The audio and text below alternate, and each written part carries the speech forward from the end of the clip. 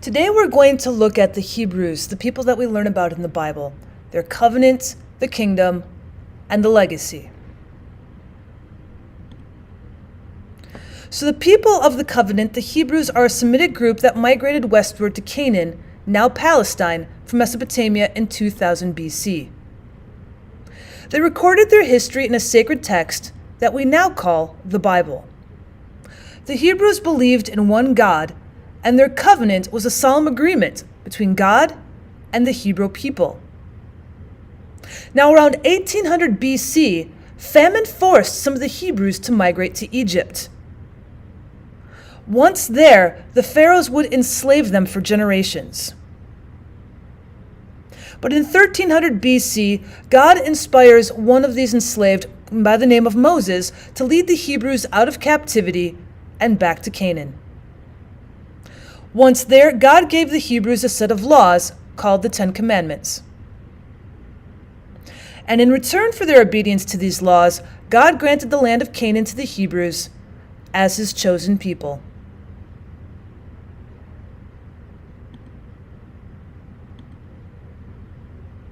Next, when we look at the Hebrews, we're looking at the kingdom of Israel.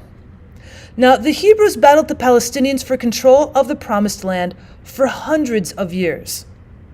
And around 1025 BC, a man by the name of David is going to conquer the region and become its leader and first king. Now, David's son Solomon is going to make Jerusalem a national capital, and as king, he builds a temple that was a whole region.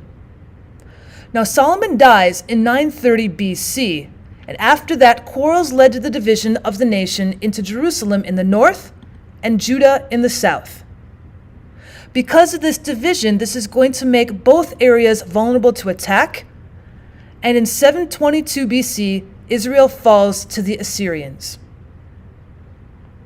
In 586 BC, Judah was conquered, Jerusalem's temple was destroyed, and many Hebrews were taken as prisoner to Babylon. And there, the Persians then come in and defeat the Babylonians. Once they defeat the Babylonians, Persia's king Cyrus allowed the Hebrews back to their homeland and allowed them to rebuild their temple.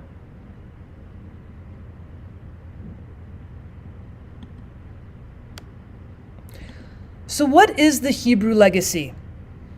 Well, Hebrew monotheism becomes the basis for Christianity and for Islam. The Hebrew law also had a greater respect for human life than did the kingdoms around them. Hebrews usually held a deep concern for morality, and it's shown throughout their laws. And their mission to bring God's law to the world influenced the modern idea that history moved forward like an arrow, rather than circling and recircling in endless cycles.